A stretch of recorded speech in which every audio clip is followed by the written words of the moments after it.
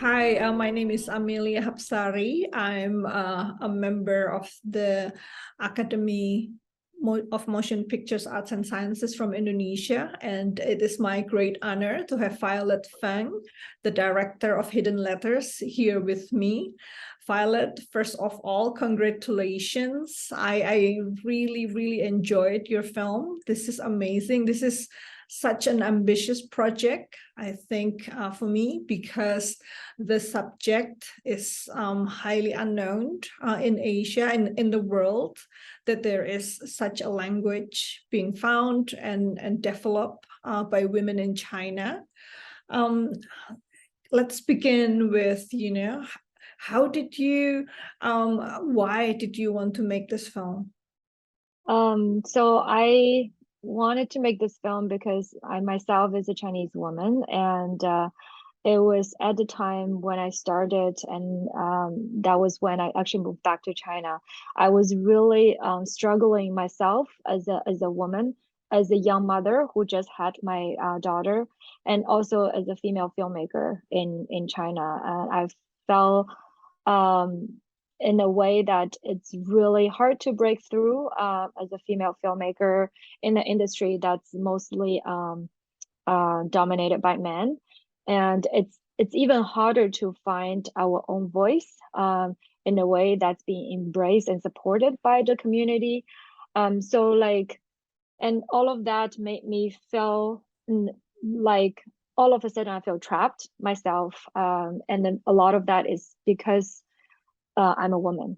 So I wanted to find a way to talk about that. And I realized that it's not just me, and actually all my girlfriends of my age, as soon as that they got married and have kids in China, are dealing with a lot of obstacles and challenges that I don't feel like my mom's generation was even dealing with.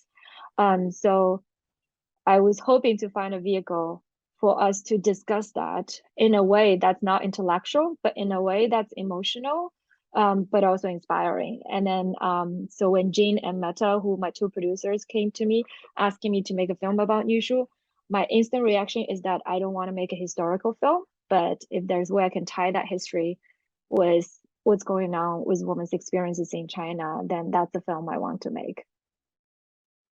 That's wonderful. And throughout your career, you've been supporting Chinese women filmmakers, especially first-time filmmakers.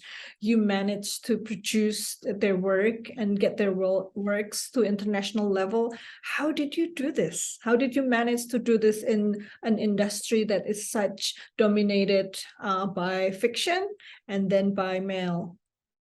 So when I first moved back to China, I was actually a bit surprised because the documentary community, I mean, even men are struggling with resources. We just don't have any resource. We don't have any market. And also there's not like few like established female filmmakers, maybe one or two at the time that I moved back. And I just thought that it's really sad in a way, and how can I, using the knowledge that I have and also the skills that I have, to help that and to make changes. And I thought that the most efficient way is to produce. I mean, first of all, there's not no documentary producers in China, and I've luckily learned from the best in the US, and have produced like one feature length documentary and a couple of shorts before. So I thought that, I could help in that regard. And also, like, I really wanted to elevate the female voices, the way that they see the world, which is, absent and then also needed from the society of their perspective. And I want to be the person to kind of like help lifting up those voices. But at the same time, deep down, I think, like, I didn't want to admit for the longest time, is also because I feel that it's the sense of fear that I don't feel like I'm good enough to direct, and I don't feel like it was in my place. Also, partially because I felt I was a woman, and also I'm not creative enough, and all those excuses that it's just back of my mind and not pushing me forward. So it was really until that moment, and I felt like I have to deal with that fear, and I need to come out, and I need to use this film to kind of, you know, navigate these challenges that I'm facing myself, and also come out as a different kind of woman that I very much needed at the time. Wow, that's amazing, because yeah, as an Asian woman, I deal with this challenges, internal challenges, all the Right. time. Yeah. Yeah. Thank you for coming out for all of us and make this film happen. It's actually really interesting because I think that kind of doubt is so ingrained in us. And I don't like, I start to question whether it's like genetic or not, but it's like it's so ingrained in us in a way that, even along the way of me making this film, I constantly challenge myself and question myself, am I in the right to make this film? Do I have a point of view? Is that point of view very much needed, even by the Chinese society? And do I have a place in here? So it's that constant doubt that actually pushed me to ask myself deeper questions. And in the end, I I thought that that's actually my disadvantage. But when I was talking to Robin Morgan, who is an iconic feminist, in the US, and I was talking to her about this doubt, and then she said, "That's why I trust you." And I was like, "Oh my God, I should really embrace that." More so than thinking that it's my weakness. It's the same thing as these women who were in Yushu, that they were all writing about their sufferings, their vulnerabilities and all that. But it's that kind of space that allow them to explore that, vulnerability. Then they can become stronger. And I felt like right now we're living in a society as women that there's so much expectations on us to be superwoman, to be perfect, to be all that. So actually, the more that we project on the outside of how strong we are, the more we actually suppress ourselves inside, and then and the more doubts will come out, and the more like kind of these feelings of vulnerabilities that we have to suppress down. So like, why don't we just embrace that? And that actually creates power. Amazing. Thank you so much. I will take this as my takeaway for myself. Yes, so let's talk about the film. I said that this is like an ambitious undertaking because the issue is very complex. It's it's huge, and yet it's so unknown. How did you find the characters in the film? So my casting pool is not big. There are only 6 nationally certified Wushu practitioners today, and then the youngest one is the one in the rural area that I met. And but it was not until that I discovered that she's at a crossroad of her life as well, and that she's dealing with a marriage that's falling apart, and she's doubting herself very much of her value in the world, despite of all the achievements she's made through Nushu. That was the moment that I decided that she will have a different relationship with Nushu from that point on, and that's why I wanted to follow her journey. And then the other character, I knew that I wanted to cast somebody in urban settings because the challenges of women in urban and rural areas are very different. And I want somebody who is really passionate about Nushu, not for the same reasons everyone else is, to exploit it, but to really have a pure relationship with Nushu. And that's like almost impossible to find. She's probably the only person that I met is like that. And she was in a relationship at the time. So I mean, these women really like open a lot of windows for me to see their different kind of relationship with men, with the world, and with themselves. And I think the key is that both of them are so open and honest with us, and their feelings and their internal process of how they feel about gender identity, about what are the things they're exploring. And I think that's the most important thing of why we casted these two young women. I see, and then the story is very complex, right? And your characters are in different places. Also, the Nushu itself has evolved and and being used and misused differently. I'm just wondering how do you find the storyline? How do you how do you come to terms with this complexity and then be able to tell us in such convincing way? Well, that's actually why that this film from the very beginning was really hard to pitch, because it is, it's about this language, it's not about this language. There's the historical element, there's the commodification element, there's these storylines of these two women and then the older lady. And like every single time when I pitched the film, people were asking, how are you planning to weave all these together? And then in my brain, they're, of course they are together, because they're dealing with the same kind of things. And it's more about like visually how I can convince people that like what I have in my brain to translate onto the film.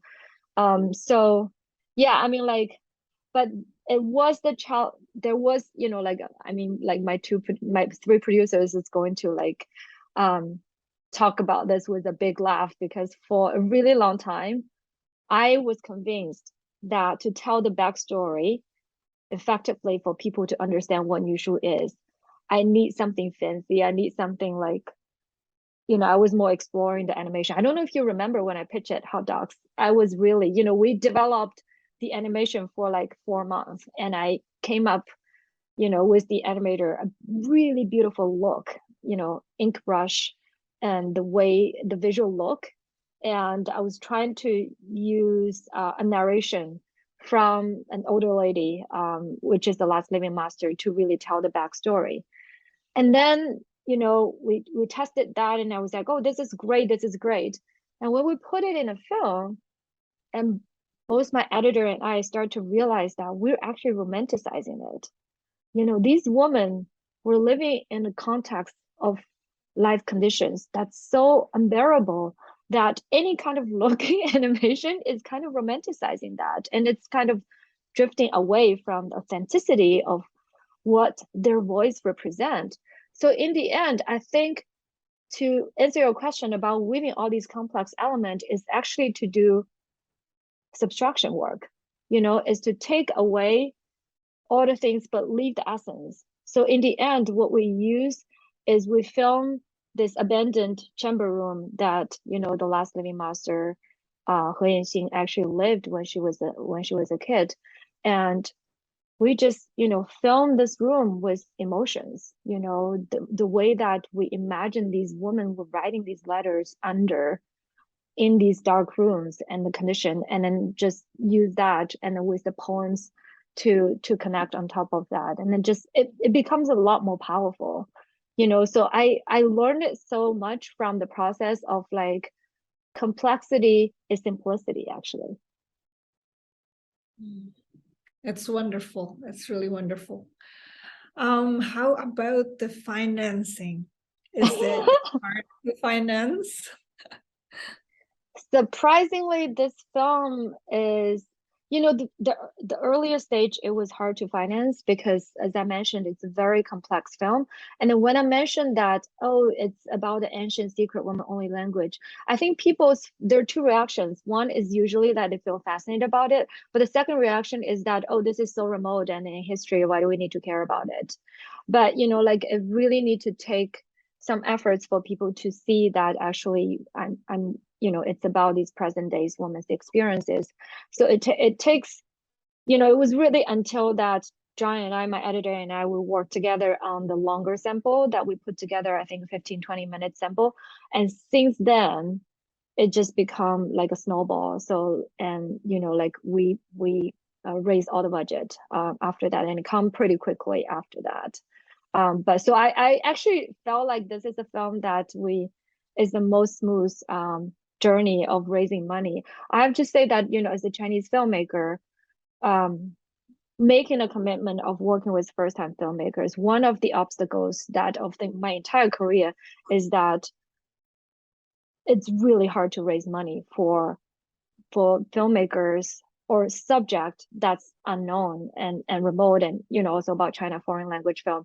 So that actually forced me to always have to managed to, you know, make the film from a very low budget, but in a way that it also hurts the film in the you know, like a way when it was made and then in distribution and all that.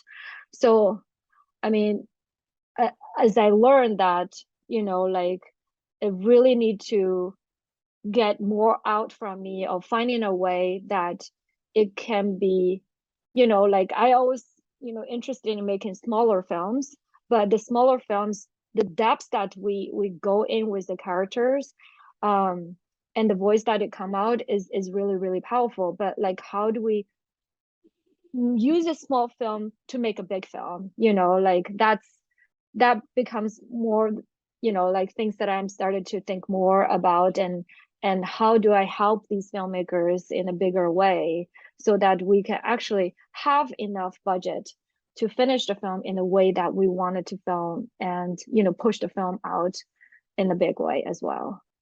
And it's hard. It's really, really hard. And I think that all of the filmmakers, probably so many from Asia, can relate to that. You know, we're struggling the same struggle, but I think that we need to come together and think of better ways to change this. Absolutely. I wanted to Let's ask talk about you. impact. Oh, Yes. I was also going to ask you, like, how, because, you know, I particularly wanted to talk to you about how you feel relevant also as an Asian woman, you know, as a filmmaker too, who has run this amazing organization for so many years, helping, you know, Asian filmmakers. How do you like feel relate to, you know, when you experience this film? Yeah. Initially, when I look at the film, I was like, congratulations, Violet.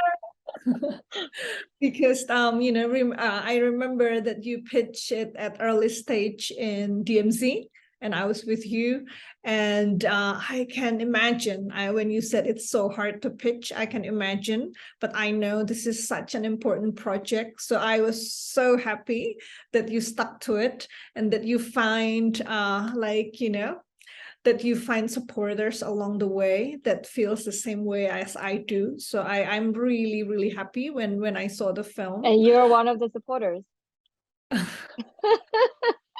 In the small way, in the small way. But I want to support the impact campaign of this film. Yeah. Anyway, so when I looked at it, I immediately feel related to the film. You know, I am a Chinese Indonesian. I'm reminded again of all of this culture that has well, that is dear to me, but I know that it's oppressive as well to my dreams, my hope, my you know, my way of looking at the world. This I am reminded again how oppressive this culture is. And yeah, I really feel with the women. I know how big the you know, this kind of identity and responsibility of women that we all have to carry, and that we have to succeed before the society can see us, you know, in other roles. And yeah, I see how relevant this is, although this is, you know, a story about an ancient language, but actually you did manage to bring it to the context of the women now. And you know,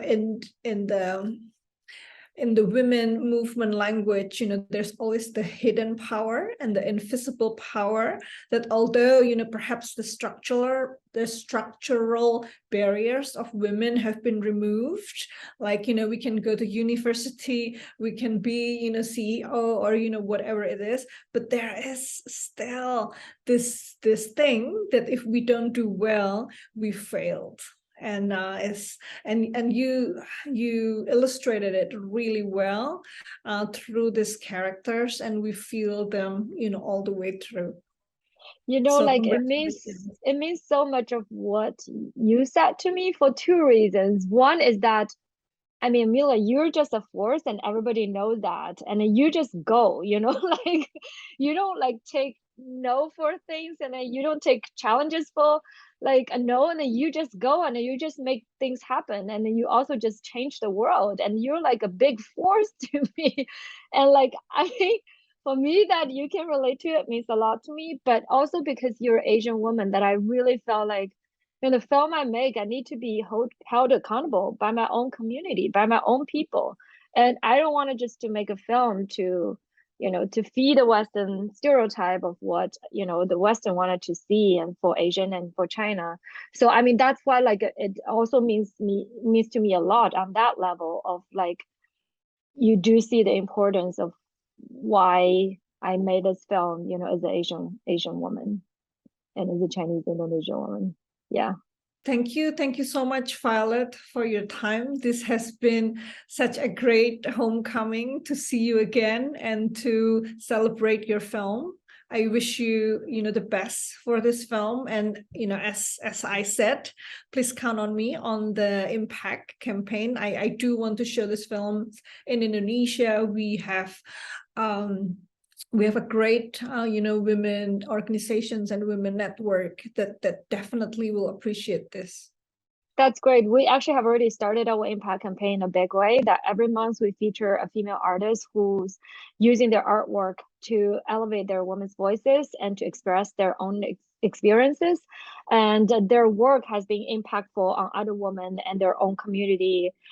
So we wanted to elevate their voices with our Instagram live series. And we have done, I think, 3 episodes now, and there are 7 more episodes to go. And along with the Instagram live series, we're also opening calls to all women to find any kind of art form, to share their own experience, to share their own voice, and to share their own vulnerabilities. And then the call is already open, and then it will be like and the deadline is March 15 next year. And in April next year, we're going to launch our virtual gallery to celebrate all these artworks that women submitted to us. And hopefully in that way, we have our own space of sisterhood, and then we'll kind of reclaim our own pride and power from that experience, from that space. That's wonderful. I hope this film will go far and wide, not just, in the in the festival or in the, in the award, although of course you deserve all the awards, but I do hope this film will have a long life to to knock doors and to create impact for the Asian women. Thank you so much. Thank you.